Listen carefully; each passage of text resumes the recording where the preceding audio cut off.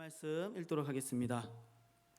오늘 함께 나눌 하나님의 말씀은 신약성경 디모데전서 2장 1절부터 7절까지의 말씀입니다. 제가 가진 성경책 338면입니다. 2장 1절부터 7절까지의 말씀을 제가 봉독해 드리겠습니다. 그러므로 내가 첫째로 권하노니 모든 사람을 위하여 간구와 기도와 도고와 감사를 하되 임금들과 높은 지위에 있는 모든 사람을 위하여 하라. 이는 우리가 모든 경건과 단정함으로 고요하고 평안한 생활을 하려 함이라. 이것이 우리 구주 하나님 앞에 선하고 받으실 만한 것이니 하나님은 모든 사람이 구원을 받으며 진리를 아는 데에 이르기를 원하시느니라. 하나님은 한 분이시요 또 하나님과 사람 사이에 중보자도 한 분이시니 곧 사람이신 그리스도 예수라. 그가 모든 사람을 위하여 자기를 대속물로 주셨으니 기약이 이르러 주신 증거니라. 이를 위하여 내가 전파하는 자와 사도로 세움을 입은 것은 참말이요 거짓말이 아니니 믿음과 진리 안에서 내가 이방인의 스승이 되었노라. 아멘. 참 감격스러운 순간입니다. 이렇게 같이 대면 예배로 만날 수 있음에 너무나도 감사하고요. 우리 옆에 계신 성도님들과 한번 인사 나눴으면 좋겠습니다. 이렇게 하트도 하시면서 사랑하고 축복합니다.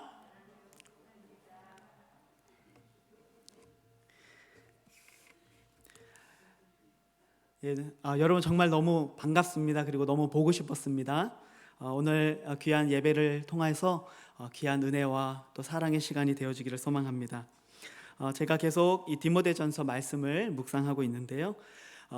이 본서신은 바울이 정말 자신이 사랑하는 그 영적 아들이자 그리고 소중한 동역자인 디모데에게 보내는 목회적 서신이다, 이렇게 제가 말씀을 드렸죠. 바울은 이 본서신을 통해서 참 연소한 사역자인 이 디모데에게 참으로 귀중한 이 목회적 가르침을 전달하면서 동시에 이 디모데가 바로 에베소 교회 안에 있었던 바로 이러한 여러 가지 문제들을 참 지혜롭게 해결하고 또 교회의 질서를 바로 세울 수 있도록 돕고 있는 귀한 그런 서신을 보내고 있는 것입니다. 특별히 이 귀한 목회적 가르침에 우리가 지난 1장을 통해 살펴보았던 것을 한 단어로 좀 압축해 보자면 바로 말씀이라고 아마 정의할 수 있을 것 같습니다. 바로 사도적 교리, 바로 예수 그리스도로부터 말미암은 그리고 그 사도들을 통해 증거되어지고 계승되어지는 바로 그 사도적 교리를 바르게 세우는 말씀 사역을 1장에서 계속해서 다루었습니다. 다른 교훈을 분별해야 되는 것, 오직 진리의 말씀으로 하나 되면서 사랑의 열매를 맺어야 되는 것, 또한 말씀의 근거에서 구원과 진리에 대한 바른 믿음을 갖는 것, 바로 이것이 교회의 너무나도 중요한 본질적인 사역이다라는 사실을 1장을 통해 우리가 살펴보았습니다. 그래서 이 목회 사역에서 가장 중요한 사역 가운데 하나가 바로 바른 말씀을 선포하는 것, 그리고 그 말씀을 가르치는 것, 그리고 그 말씀을 배우고 그리고 그 말씀을 따라 살아가며 선택하는 것, 바로 이것이 참으로 중요하다라는 것을 우리가 생각해 보았습니다. 그리고 이제 오늘 본문에서 2장으로 넘어오면서 바울은 교회의 또 다른 아주 중요한 사역에 대해서 언급하고 있는데 그것이 바로 기도 사역입니다.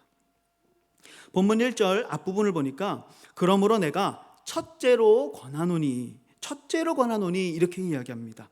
여기서 첫째라고 하는 말은 그냥 내가 첫 번째로 하는 말, 그런 순서상의 의미가 아니라 가장 중요한 말, 그런 의미를 가지고 있는 말이 바로 첫째라고 하는 의미입니다. 첫째 아들, 하나님께 모든 장자는 다 하나님의 것이죠. 왜요? 그것이 가장 귀한 것, 가장 중요한 것이기 때문에 그렇죠. 첫째 권면, 이거는 가장 중요한 권면이라고 하는 의미를 담고 있어요. 바울은 이 디모데에게 바로 이 공적 기도의 사역을 교회의 첫 번째 사역이라고 권면하고 있는 거예요. 그러니까 그만큼 이 기도 사역이 어떻다는 거예요? 참 중요하다는 것이죠. 이것을 한번 건물로 좀 비유를 해서 한번 설명을 해보자면 이런 것이죠. 1장에서 바울은요, 바른 말씀 그리고 그 바른 말씀에 근거한 바른 신앙의 고백에 대해서 강조했습니다. 그러니까 이것은 바로 건물의 가장 밑부분, 즉 건물의 토대가 되는 부분이라고 말할 수가 있겠죠. 그래서 지난 시간에도 살펴봤던 것처럼 예수님께서 베드로에게 뭐라고 말씀하십니까? 이 반석 위에, 바로 베드로의 그 신앙의 고백 위에 내가 내 교회를 세우리니 라고 말씀하셨죠. 그러니까 교회를 지탱하고 있는 그 가장 기본적인 토대가 무엇이란 겁니까? 바로 하나님의 말씀이라는 것이죠. 그리고 오늘 첫 번째 겉면으로 주어지고 있는 바로 이 기도의 사역은 바로 그 토대 위에 세우는 가장 중요한 기둥, 가장 건물에 많은 하중을 받고 있는, 건물 전체를 받드는 대들보와 같은 사역이라고 말할 수 있는 것입니다. 바울은 1절에서 바로 이 공적 기도의 1절에서 공적 기도 사역의 기본적인 원리들을 크게 두 가지로 언급을 합니다. 첫 번째는 기도의 범위입니다. 바로 모든 사람을 위해서 기도하라는 것입니다. 본문 1절 중간 부분을 보니까 모든 사람을 위하여라고 말하고 있죠. 모든 사람을 위하여 기도하라라는 말은 우리의 기도가 개인을 넘어서야 되고 교회를 넘어서야 되고 또 당시에 존재했었던 여러 신분이나 계급 또는 나라와 민족과 언어와 종교를 초월해서 바로 모든 사람들을 위해서 우리는 기도해야 된다라고 우리들에게 말씀해주고 있는 것이죠. 특별히 바울은 2절 말씀해 보니까요, 임금들과 높은 지위에 있는 모든 사람을 위하여 하라 이렇게 말씀합니다. 임금들과 높은 지위에 있던 사람들을 위해서 특별히 기도해라 이렇게 권면하는데요. 여러분, 그 당시 기독교가 놓여있던 이 정치적인 상황들을 한번 생각해 보세요. 그 당시가 어떤 상황입니까? 로마 제국이 통치를 하고 있는 시기예요. 특별히 이 기독교는 이 로마 제국의 통치 속에서 아주 극심한 핍박 가운데 놓여 있었던 상황이었습니다. 그 당시 로마를 다스리고 있던 황제가 누구냐? 바로 네로 황제입니다. 여러분, 네로 황제 아마 다 들어보신 적 있을 것 같아요. 이 로마의 역사를 몰라도 대부분 이 네로 황제만큼은 알고 있습니다. 왜 그렇죠? 이 네로 황제가 기독교를 아주 극심하게 핍박했던 황제이기 때문에 그렇습니다. 우리가 잘 알듯이 64년에 있었던 이 로마의 화재를 바로 기독교인들에게 그 탓으로 책임을 덮어씌우면서 기독교는요 아주 극심한 박해와 핍박에 놓였기 때문에 우리가 다른 사람은 몰라도 대부분 기독교인이라 한다면 네로 황제 정도는 대부분 알고 있어요. 여러분, 그 당시에 이 네로를 비롯해 모든 임금들 그리고 그 모든 높은 지위에 있는 사람들이 다 어떤 사람들입니까? 예수 믿지 않는 사람들이에요. 그들은 동역자가 아니라 어떤 사람들이죠? 예수 믿는 사람들을 박해하던 사람들이에요. 그런데 지금 그들을 위해서 기도하라라고 권면하고 있는 것이죠. 여러분, 이것이 쉬운 일이었을까요? 결코 간단한 일이 아니라는 것이죠. 물론 우리는 지금 일본을 위해서 뜨겁게 기도할 수 있어요. 하지만 정말 그 당시에 일본군에 의해서 목숨을 빼앗기고 가족을 잃게 됐던 사람들, 그 사람들이 그 일본군을 위해서 기도하는 것이 쉬웠을까요? 결코 그렇지 않겠죠. 나를 위해서 작은 해코지 하나 한 원수에게조차도 우리 기도하는 것이 힘든데 우리의 모습을 앗아갔던 바로 이러한 핍박자들을 위해서 기도한다는 것 결코 쉬운 일이 아니었다는 것이죠. 하지만 오늘 우리들의 이 기도의 지경이 어디로 넓어져야 된다? 내 삶, 내 가족, 내 사랑하는 이웃을 넘어 심지어 바로 이런 원수까지라도, 우리의 목숨을 해하고자 하는 이런 핍박자까지라도 교회는 그들을 위해서 기도할 수 있어야 된다. 기도의 범위가 단지 내 삶에만 국한되는 것이 아니라 온 열방을 향해 뻗어나가야 된다. 그리고 그 온 열방 가운데 그것이 설령 나의 원수라 할지라도 우리는 그들을 위해서 기도해야 된다라고 오늘 우리들에게 말씀하고 있는 것입니다. 사랑하는 성도 여러분, 오늘 우리들은 주로 무엇을 위해 기도하고 있습니까? 우리 기도의 범위는 어디까지 나아가고 있습니까? 기도의 범위가 그저 나 자신 그리고 우리 가족에만 국한되어 있다면 그 사람을 우리는 개인주의자라고 부를 수도 있을 것 같습니다. 또한 이 기도의 범위가 단지 자기 교회에만 국한되어 있다면 그 사람은 너무나도 개교의 중심적인 사람이라고 말할 수 있겠죠. 또한 이 기도의 범위가 단지 자기 나라, 자기 민족에만 국한되어 있다면 우리는 그 사람을 민족주의자라고 부를 수도 있을 것입니다. 그러나 하나님께서는 우리의 기도의 범위가 모든 민족으로, 모든 언어, 모든 열방에 이르기를 원하신다는 것이죠. 특별히 이 교회의 공적 예배와 또 공적 이 기도 사역이라고 한다면 우리는 더더욱 이 기도의 지경이 단지 내 삶의 바운더리를 넘어서 온 열방 가운데로 뻗어나갈 수 있어야 된다라는 것입니다. 저는 이 실로암 교회에 부임하고 이 사역을 하면서 이거 정말 좋은 사역 같다라고 생각했던 사역들이 여러 가지 있는데, 그 중에 하나가 무엇이냐면 바로 이 라마단 기간에 무슬림과 순다족을 위해서 이 기도 책자를 발간하고 그리고 그것을 보면서 매일매일 기도하는 운동을 하는 거, 정말 참 귀하다라는 생각을 하게 됐습니다. 한국에 있으면서 사실 이슬람에 대해서 그렇게 크게 깊이 생각해 보지를 못했어요. 왜냐하면 일단 눈에 보이지 않거든요. 근데 호주에서는 어때요? 바로 옆집에 히잡을 쓴 여인들이 살고 길거리에 지나다니고, 그렇죠? 조금만 이 옆 동네 그랜빌만 가도 거기에 참 여기가 호주인지 이슬람인지 참 분간하기 어려울 정도로 그렇게 많은 무슬림 인구들을 우리가 보게 되어지죠. 정말 그들을 보면서 우리가 함께 기도하는 이런 사역이 참 귀하다는 것입니다. 우리의 기도의 지경이 넓어져야 된다는 것이죠. 사역의 지경도 넓어져야 된다라고 주님은 우리들에게 도전하고 있는 것입니다. 주님은 우리들에게 이렇게 말씀하셨죠. 무엇을 먹을까? 무엇을 입을까? 무엇을 마실까? 염려하지 말아라. 이런 것들은 다 이방인들이 구하는 것이다. 그러니까 우리의 이 기도의 지경이 단지 하나님, 내 삶, 내 먹을 거, 내 입을 거, 내 앞길, 내 비전, 내 삶, 내 건강에만 머무르고 있다면 이런 기도 이방인들의 기도와 결코 다르지 않은 것이다라고 주님은 말씀하고 있는 것이죠. 여러분, 이 그리스도인들의 기도의 지경이 단지 내 삶을 넘어 열방을 향해 넓어질 수 있는 이유가 있다면 주님이 이렇게 말씀하셨습니다. 마태복음 6장 32절 33절 보니까 이는 다 이방인들이 구하는 것이라 너희 하늘 아버지께서 이 모든 것이 너희에게 있어야 할 줄 아시느니라. 그런즉 너희는 먼저 그의 나라와 그의 의를 구하라. 그리하면 이 모든 것을 너희에게 더하시리라. 무슨 말입니까? 내가 구하지 않아도 하나님은 내 쓸 것을 아시고 하나님은 내 삶을 책임지시고 하늘에 나는 새도 저 들에 있는 들풀도 하나님이 먹이시고 입히시거든 하물며 우리일까 보냐. 하나님은 우리의 삶을 채우실 것을 분명하게 믿기 때문에 단지 내 삶을 위해서만 기도하는 게 아니라 내 기도의 지경이 어디까지 나아갈 수 있습니까? 내가 한 번도 밟아보지 못한 땅을 향해, 내가 한 번도 들어지 못한 언어를 쓰는 문화를 가진 영혼들을 향해 그 기도의 지경이 넓어질 수 있다는 것이죠.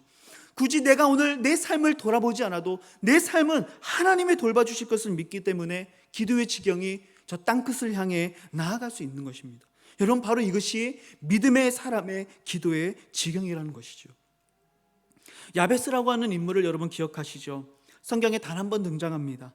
하지만 많은 사람들은 이 야베스의 기도를 참 좋아해요. 그가 구한 첫 번째 이 복이 무엇입니까?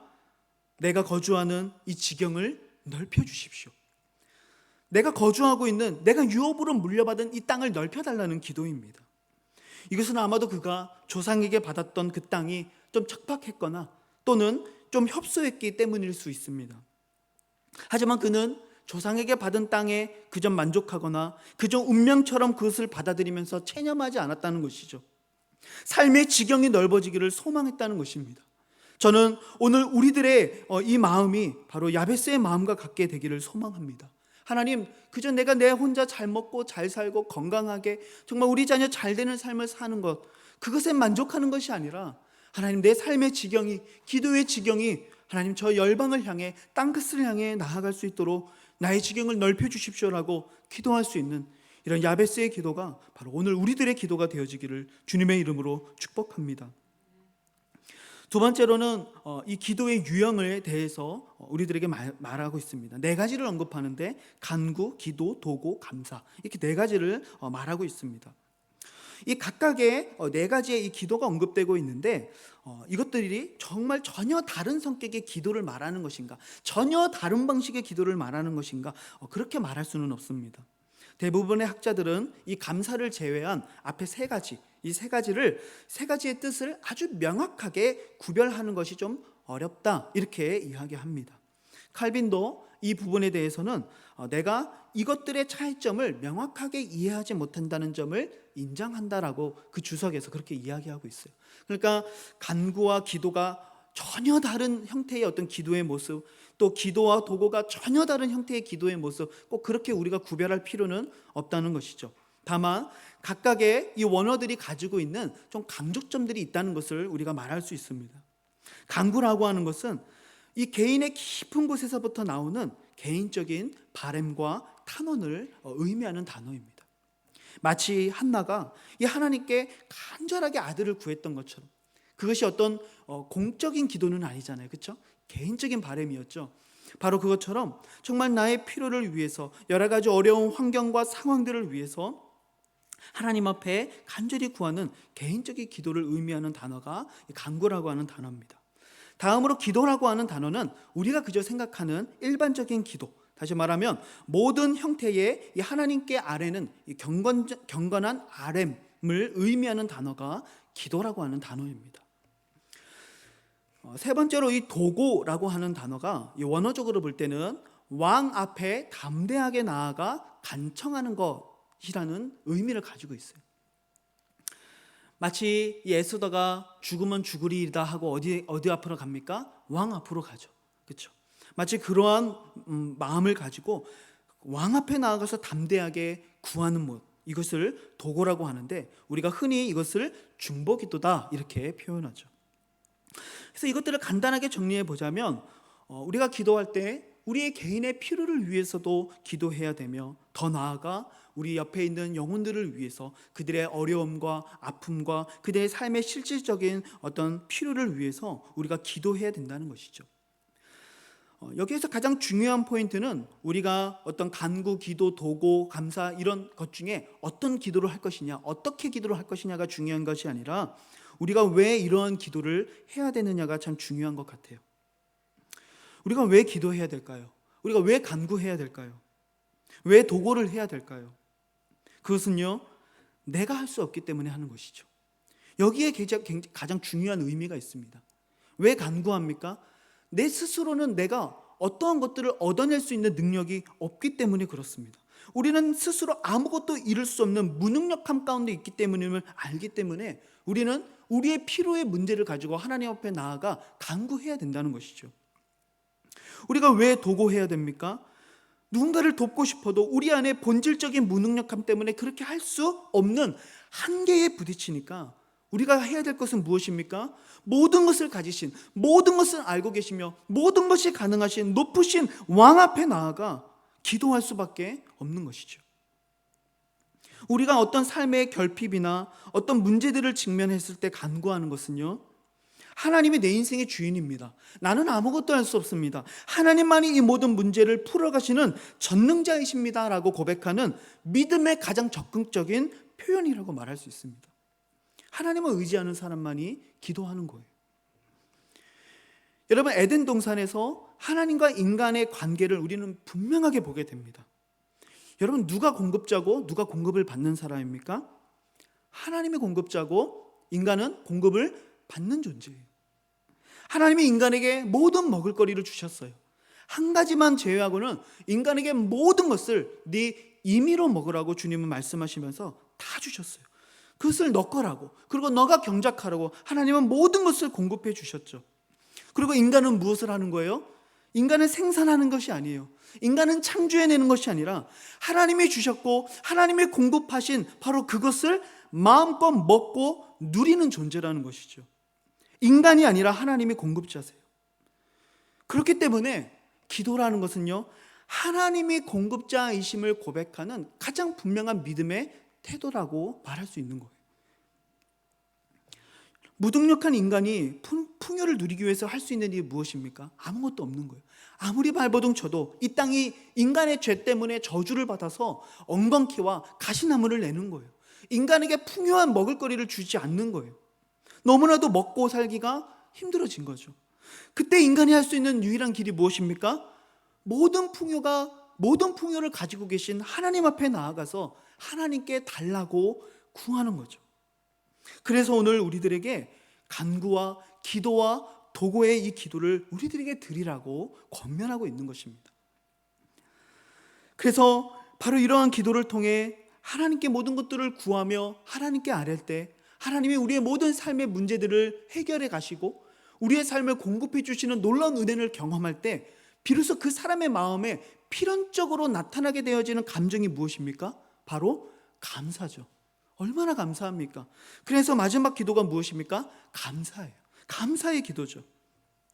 여기서 쓴 이 감사라고 하는 단어는요, 예수님이 잡히시던 그날 밤에 제자들과 마지막 이 성만찬을 제정하시면서 예수님께서 이 떡과 그리고 이 잔을 하나님께 감사 기도하시며 제자들에게 떼어주셨죠. 그때 쓰였던 이 단어가 이 감사라고 하는 단어예요. 정말 하나님께서 우리들에게 행하신 놀라운 구원의 역사, 우리에게 자신의 살과 피를 나누어 주신 그 주님의 사랑과 은혜를 기억할 때에 우리가 어찌 감사하지 않을 수가 있겠습니까? 그래서 우리는 기도하며 하나님께 감사해야 된다라고 오늘 우리들에게 권면하고 있는 것이죠. 사랑하는 성도 여러분, 오늘 이 권면을 따라 우리들의 이 기도의 지경이 우리의 삶의 바운더리를 넘어서 저 열방으로 땅끝까지 우리의 기도의 지경이 넓어지기를 소망합니다. 그리고 그 하나님 앞에 간절하게 간구와 기도와 도고와 감사로 하나님 앞에 온전히 붙잡고 매달리며 하나님이 우리의 인생의 유일한 주권자이시며 공급자이심을 고백하는 참된 믿음의 사람들이 되시기를 주님의 이름으로 축복합니다. 1, 2절에서 이제 모든 사람을 위해서 간구해라, 기도해라 우리들에게 말씀했는데, 이제 이어지는 3절부터는 그러면 우리가 이 모든 사람을 위해서 기도해야 될 신학적인 근거에 대해서 우리들에게 설명합니다. 바로 모든 사람을 위해 기도하는 것은 하나님이 기뻐하시는 하나님의 뜻이기 때문에 우리는 그렇게 기도해야 된다는 것이죠. 본문 3절을 보니까 이것이 앞에서 1절과 2절에서 말했던 것이죠. 이것이 우리 구주 하나님 앞에 선하고 받으실 만한 것이다 이렇게 말씀합니다. 선하고 받으실 만한 것이다. 무엇이요? 모든 사람들을 위해 간구와 기도와 도구와 감사로 하나님 옆에 나아가는 것, 이것이 하나님이 정말로 선하고 받으실 만한 것이다 라고 말씀하고 있어요. 왜 하나님이 이것을 정말 기뻐하시는가? 왜 이것을 하나님이 선하고 받으실 만한 거라고 말씀하시는가? 그것은 하나님의 뜻과 관련이 있는데 4절 말씀을 보니까 하나님의 뜻에 대해 이렇게 말씀합니다. 하나님은 모든 사람이 구원을 받으며 진리를 아는 데에 이르기를 원하시느니라. 하나님의 뜻이 무엇입니까? 모든 사람이 구원을 받고 진리를 아는 데에 이르는 것, 이것이 바로 하나님의 뜻이라는 것이죠. 이게 하나님의 바람이며 꿈이라는 것이죠. 에스겔 18장 23절 말씀에 이렇게 말씀합니다. 내가 어찌 악인이 죽는 것을 조금인들 기뻐하랴. 그가 돌이켜 그 길에서 떠나 사는 것을 어찌 기뻐하지 아니하겠느냐. 하나님은요, 온 열방이 주님 옆에 돌아오기를 원하세요. 그것이 하나님의 뜻이에요. 그렇기 때문에 하나님은요, 우리가 모든 사람을 위해서, 나의 원수를 위해서도, 다른 언어, 다른 문화, 심지어 다른 종교를 믿는 사람을 위해서라도 우리는 그들을 위해 기도하고 하나님 앞에 매달리며 나아가는 것, 바로 하나님은 그것을 정말 선하고 받으실 만한 일이다라고 바라보신다는 거죠. 동시에 6절 말씀에서는요, 그가 모든 사람을 위하여 자기를 대속물로 주셨으니 기약에 이르러 주신 증거니라 이렇게 말씀합니다. 모든 사람이 구원을 받는 것이 하나님의 뜻이에요. 그래서 이 하나님의 뜻을 위해 예수 그리스도께서는 무엇을 하십니까? 자기를 모든 사람을 위하여 대속물로 주셨다. 이것이 바로 증거다라고 말씀하고 있어요. 그래서 우리는 이 두 구절을 통해서 하나님의 꿈은, 하나님의 열심은, 하나님의 비전은 어디에 있는지를 분명하게 알게 되는 것이죠. 그것이 무엇입니까? 바로 죄인이 회개하고 주님 앞에 돌아오는 것, 한 영혼을 얻는 것, 바로 이것이 하나님의 꿈이며 비전이라는 것이죠. 그래서 우리가 이것을 위해서 기도할 때 하나님이 가장 기뻐하시고 그것을 선하고 받을 만한 일이라고 주님이 말씀하시는 거예요. 그래서 우리는 모든 사람을 위해서 기도해야 됩니다. 하나님이 단지 우리만 구원하시고 우리만 사랑하시고 우리만 구원받기를 원하신다면 우리만 위해서 기도하면 됩니다. 하지만 하나님은 모든 사람이 구원에 이르기를 원하시기 때문에 우리는 모든 사람을 위해서 기도해야 된다는 것이죠. 교회는 그래서 언제나 영혼을 살리는 일에 가장 큰 우선순위를 두어야 합니다. 그것이 교회가 존재하는 이유고 부르심을 받은 이유라는 것이죠. 교회의 사명은 본질적으로 계속해서 안으로 들어가는 것이 아니라 계속해서 밖으로 뻗어나가야 된다는 것입니다. 그것이 성령께서 하시는 일이죠. 그래서 우리가 성령을 받으면 어떤 일이 일어납니까? 너희가 권능을 받고, 그래서 어떻게 돼요? 예루살렘과 온 유대와 사마리아와 땅끝까지 이르러 내 증인이 되는 것. 이것이 성령의 역사죠. 우리의 삶의 지경, 기도의 지경, 사역의 지경이 넓어지게 되는 것이죠. 베드로처럼 주님 여기가 좋사오니 초막 3개를 짓고 주님 여기서 우리끼리 행복하게 삽시다 라고 말하면 안 된다는 것이죠. 7절에서 사도 바울은 이렇게 고백합니다. 이를 위하여 내가 전파하는 자와 사도로 세움을 입은 것은 참말이요 거짓말이 아니니 믿음과 진리 안에서 내가 이방인의 스승이 되었다. 자신이 전파자로, 자신이 사도로 세움을 받은 이유가 무엇이라고 얘기합니까? 바로 모든 민족이 하나님 앞에 돌아오게 하기 위해서. 이것이 자신의 부름받은 목적이라고 그는 분명하게 고백하고 있습니다. 또한 모든 사람들의 구원을 위해 기도하는 것, 이것이 교회의 가장 중요하고 본질적인 사역이며, 그래서 이것이 교회의 존립의 이유다라고 바울은 우리들에게 말하고 싶은 것이죠. 그래서 바울은 첫째로 권한다라고 말하면서 우리에게 이 공적 기도의 사역을 부탁하고 있는 것입니다. 아까 임금들과 높은 지위에 있는 모든 사람을 위해서 기도하라 이렇게 말씀했는데, 그 뒤에 나오는 이유가 굉장히 중요합니다. 2절 말씀 후반부를 보면 이는 우리가 모든 경건과 단정함으로 고요하고 평안한 생활을 하려 함이라. 말만 들어보면 마치 우리의 안락한 삶을 위해서 그렇게 기도해야 된다는 것처럼 느껴지기는 하지만 그런 의미가 아닙니다. 임금들이나 높은 지위에 있는 자들의 이 통치력, 그들의 말, 그들의 생각은요 엄청난 영향력을 가지고 있어요. 여러분, 저 같은 사람의 말은요 어쩌면 제가 속한 가정에서는, 제가 가장이기 때문에 제 생각, 제 말이 굉장히 큰 영향력을 끼칠 수 있습니다. 제 말 한마디가 우리 아이의 인생을 바꿀 수도 있는 큰 영향력을 가진 사람이 저죠. 하지만 이 사회를 생각해 보자면 저 같은 사람은요 아무런 영향력이 없어요. 그렇죠? 제가 아무리 외쳐도 이 세상은 바뀌지 않을 거예요. 하지만 임금들이나 높은 지위에 있는 자들은 틀리죠. 그들의 말 한마디, 그들의 생각 하나가요 이 세상을 바꿀 수 있는 거예요. 그들의 생각 하나 때문에 이 사회가 전복될 수도 있고요, 또는 사회가 참으로 안정될 수도 있다는 것이죠. 그래서 우리가 그들을 위해서 기도할 때 이 사회가 안정되게 되어지고, 그러한 상황 속에서 성도들은요 경건함과 단정함으로 평안한 삶을 유지하면서 더욱더 무엇에 힘을 쓸 수 있어요? 기도하며 선교하는 이 교회의 본질적인 일들에 힘쓸 수 있게 된다는 것이죠. 그래서 그들을 위해서 기도해라 라고 말하고 있는 것입니다. 여러분, 우리의 이 바울의 기도의 모든 방향과 목적은 결국 어디를 향해 가고 있습니까? 모든 사람, 바로 열방을 향해 가고 있는 것이죠. 이것이 바로 하나님이 기뻐하시는 뜻이라고, 그것이 내가 부름받은 이유라고, 그리고 그것이 바로 너희 교회가 존재하는 이유라고 오늘 우리들에게 말씀합니다. 그래서 우리는 우리의 기도의 지경을 넓혀가야 합니다. 단지 우리만이 아니라, 우리 가족만이 아니라 우리는 열방을 향해 기도할 수 있어야 된다는 것이죠.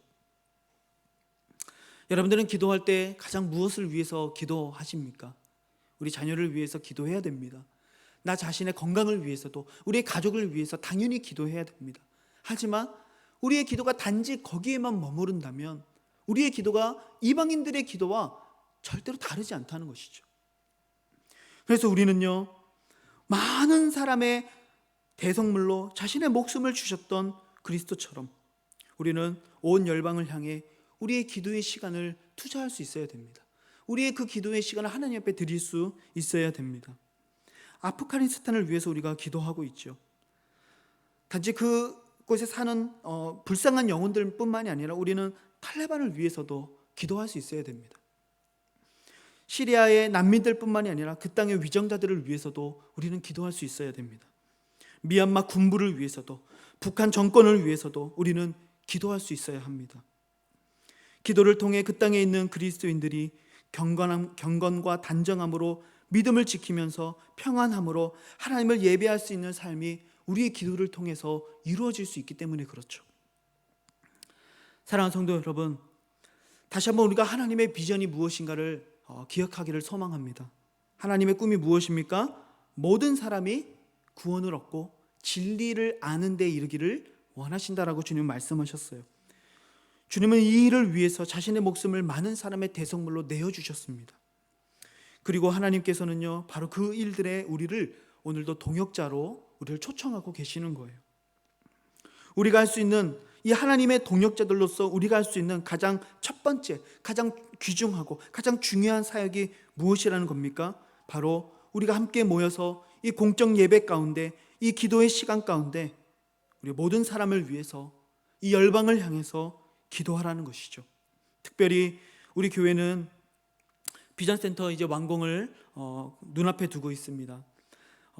무수히 많은 사역들을 감당해낼 수 있는 좋은 인프라를 구축하게 된 것이죠. 하지만 우리가 이곳에서 만족하는 것이 아니라 이제 이곳에서 정말 하나님 나라를 향한 아름다운 일들이 많이 일어나기를 소망합니다.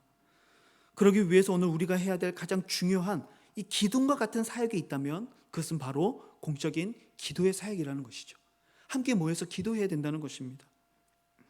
주님은 성전을 가리켜 뭐라고 말씀하셨죠? 만민이 기도하는 집이다. 저는 우리 교회가 온 열방을 향한, 만민을 향한 기도의 집이 되기를 소망합니다. 그래서 여러분, 정말 여성 기도회에 많이 와주십시오. 금요일 날 많이 와서 기도해 주십시오. 특별히 매주 토요일마다 이 새벽에 우리가 함께 다음 세대를 위해, 주일 예배를 위해, 또 이 열방을 위해서 우리가 기도할 때 여러분 함께 동참해 주십시오. 다시 한번 우리의 이 예배 가운데, 우리 교회 가운데, 이 모든 공적 사역 가운데 이 뜨거운 기도의 불씨가 다시 일어나게 되기를 주님의 이름으로 소망합니다. 여러분들이 바로 그 기도의 용사, 그 불꽃을 든 한 사람의 기도의 용사들이 되시기를 다시 한번 주님의 이름으로 부탁합니다. 우리 오늘 말씀을 생각하며 우리 잠시 기도하는 시간 갖기를 소망합니다. 이 시간 기도할 때에 주님, 사실 하루하루 살아가는 삶에 참 버거운 문제들이 많아서 우리의 기도가 때로는 내 삶의 범위를 넘어가지 못할 때도 많이 있음을 고백합니다. 때로는 너무 힘들고 답답해서 내 삶의 문제조차도 하나님 앞에 아랠 힘이 없는 우리 사랑하는 성도들도 있을 줄 압니다.